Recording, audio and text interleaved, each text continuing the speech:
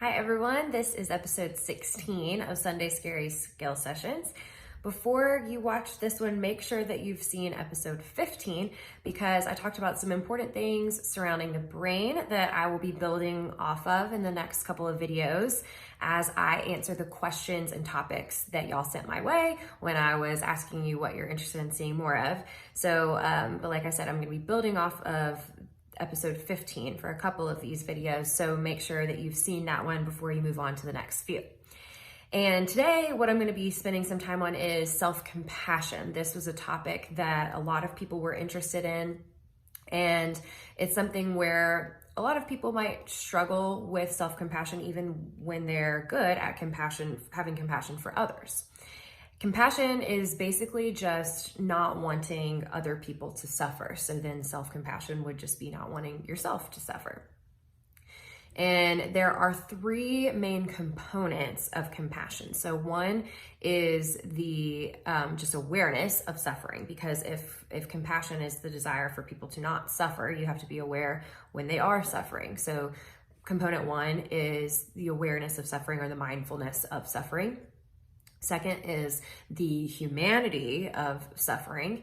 And then thirdly is kindness. So we'll kind of walk through what that looks like whenever you're practicing this for yourself.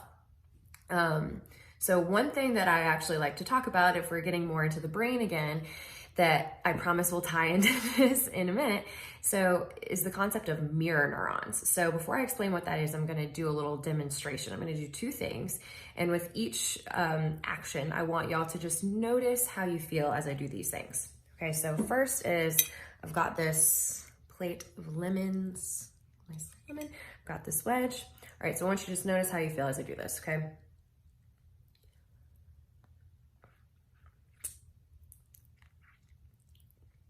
Okay, how'd you feel? Notice.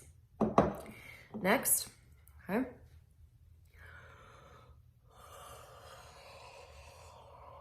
All right, so notice how you felt with that one too.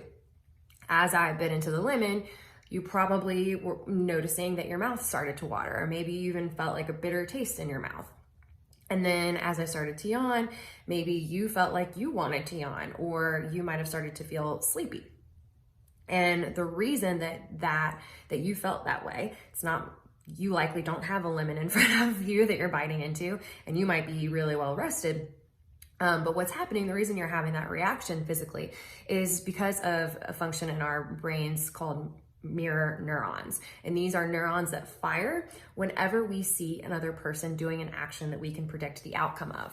So the reason that I'm doing this demonstration and bringing this up is because there's a big hypothesis with mirror neurons and empathy. There is a belief that our ability to perceive and react to the experience of others is what allows us to experience empathy, because that's essentially what empathy is. It's being able to put yourself inside the experience of another person. So just like how you weren't actually experiencing biting into a lemon, but you felt it, that same experience can happen with emotion or pain. So if you watch those videos of someone like falling off of a skate ramp or something, and you feel like, oh, that pain in your body, that's mirror neurons happening. And the same thing can happen with emotions. We can feel the emotion of another person, even though it's not happening to us.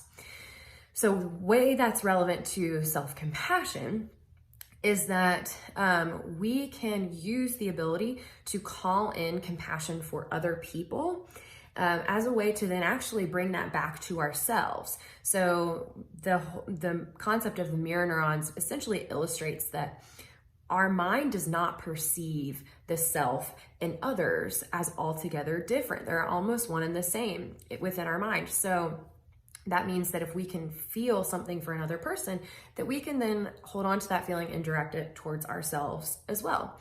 So if you feel like you struggle with self-compassion, a really helpful technique is to go through those three components of compassion, but imagine that you're doing that for another person that easily stirs up feelings of compassion for you. So that could be a child or a loved one. Sometimes I'll even have clients imagine themselves as a child.